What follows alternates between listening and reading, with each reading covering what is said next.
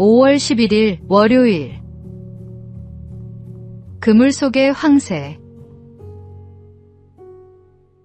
이솝우화에 이런 이야기가 있습니다. 해마다 밭농사를 망치게 하는 학과 기러기 때문에 큰 손해를 보던 농부가 마침내 그물을 쳤습니다. 다음날 아침 학과 기러기 10마리가 그물에 걸려 있었고 황새도 한 마리 끼어 있었습니다. 학과 기러기들은 자기들이 지은 죄가 있어 아무 말도 하지 못했습니다. 그런데 황새만은 달랐습니다. 저는 당신의 곡식을 단 한 번도 먹은 적이 없습니다. 저를 놓아주세요 하며 억울함을 호소했습니다. 그러자 농부가 말했습니다. 내가 잘못이 없다 해도 도둑들과 같이 있었다는 것만으로도 충분히 죄가 된다. 황새는 억울했을 것입니다. 실제로 아무것도 훔치지 않았으니까요. 그러나 농부의 눈에는 함께 있었다는 사실 자체가 이미 증거였습니다. 우리의 삶도 그렇습니다. 마음으로 이미 범죄하였다면 그것은 이미 범죄한 것이라고 주님은 말씀하셨습니다. 그리스도인의 삶은 결과만이 아니라 그 자리와 방향까지 묻습니다. 어디에 있느냐가 어떤 사람인지를 말해줍니다. 주님은 청결한 마음, 거룩한 자리를 원하십니다. 내가 지금 서 있는 자리를 한번 살펴보시기 바랍니다. 오늘의 말씀. 음행과 온갖 더러운 것과 탐욕은 너희 중에서 그 이름조차도 부르지 말라. 이는 성도에게 마땅한 바니라. 오늘의 만나. 오늘 내가 서 있는 자리가 하나님 앞에 부끄럽지 않은 자리인지 돌아보십시오.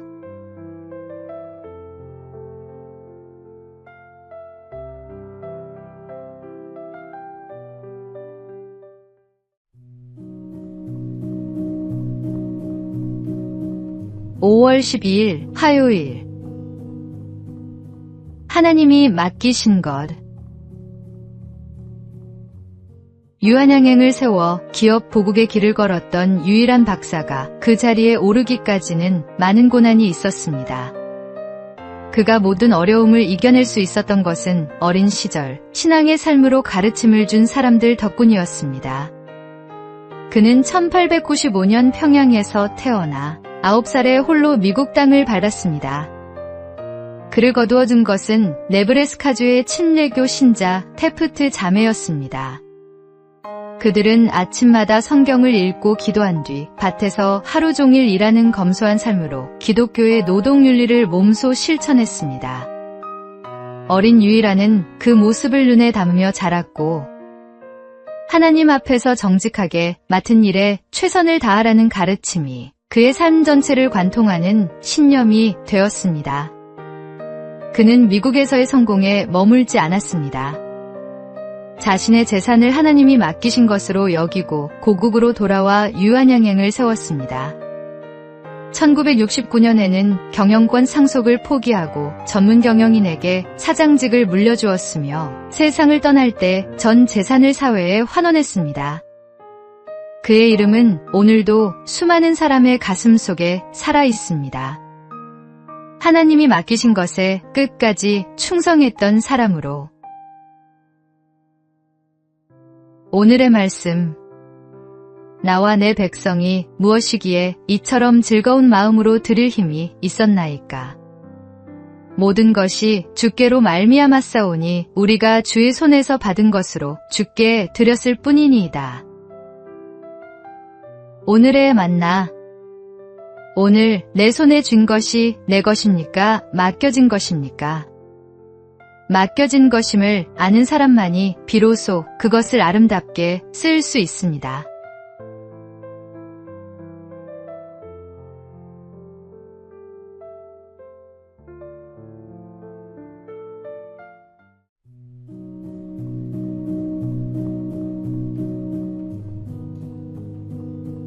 (5월 13일) 수요일.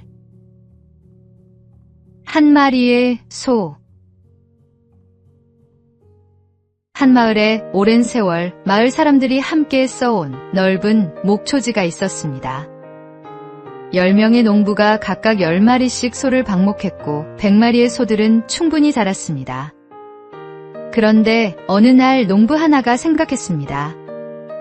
소를 한 마리만 더 풀어놓으면 내 이익이 늘어난다. 피해는 마을 전체에 골고루 퍼지니 내 몫은 아주 작다. 이웃 농부도 같은 계산을 했습니다. 남들이 소를 늘리는데 나만 참을 이유가 없지. 그렇게 한 마리씩 마을 전체에서 같은 생각이 퍼져나갔습니다.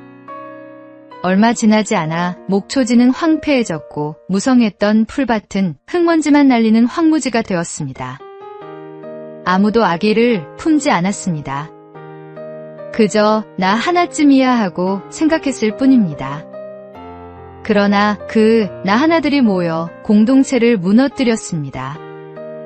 교회도 마찬가지입니다. 나 한 사람 예배에 빠지는 것쯤이야. 나 한 사람 헌신 안 하는 것쯤이야 하는 생각들이 모이면 활력 있는 공동체가 조용히 식어갑니다. 하나님은 각 사람을 부르셨고 당신을 대신할 사람은 없습니다. 오늘의 말씀. 우리가 한 몸에 많은 지체를 가졌으나 모든 지체가 같은 기능을 가진 것이 아니니. 오늘의 만나. 공동체를 살리는 것은 특별한 누군가가 아닙니다. 오늘 내가 먼저 좋은 씨앗 하나를 심는 것에서 시작됩니다.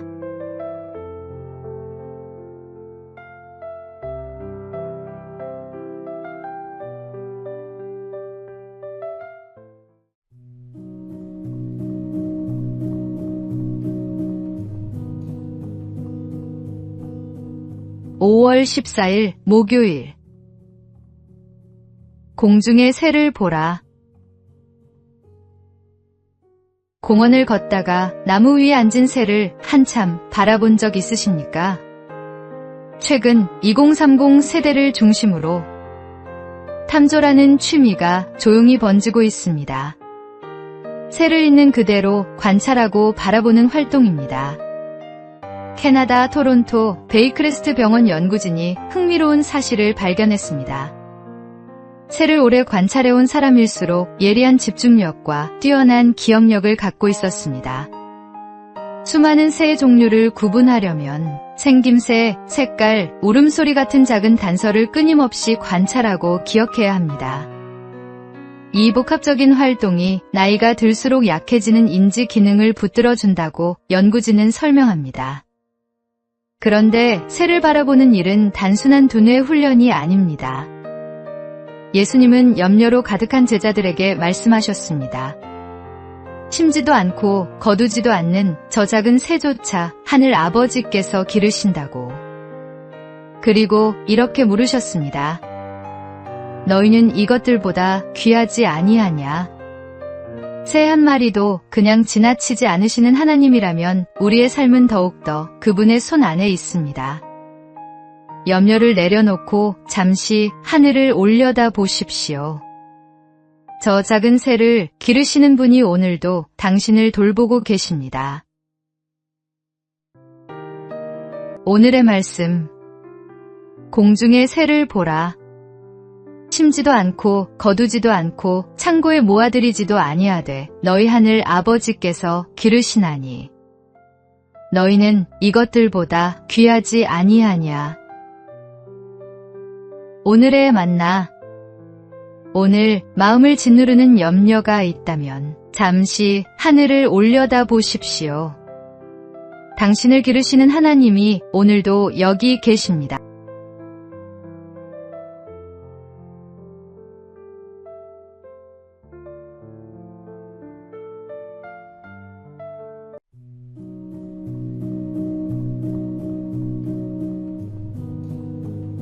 (5월 15일) 금요일. 이위가 기억되는 이유. 1992년 벨기에 스파프랑코샹 서킷에서 F1 그랑프리 예선이 열렸습니다. 세 차례 F1 세계 챔피언에 오른 아일톤 세나가 우승을 향해 질주하던 그 순간, 프랑스 드라이버 에릭 코마스의 차가 방호벽을 들이받았습니다. 차는 트랙 한복판에 멈춰 섰고 코마스는 의식을 잃은 채 쓰러져 있었습니다. 엔진은 최고 회전수로 울부짖고 있었고 차 밑으로는 연료가 새어나오고 있었습니다. 불꽃 하나면 모든 것이 끝날 상황이었습니다. 뒤따라오던 세나의 눈에 그 장면이 들어왔습니다. 그는 망설임 없이 차를 세웠습니다.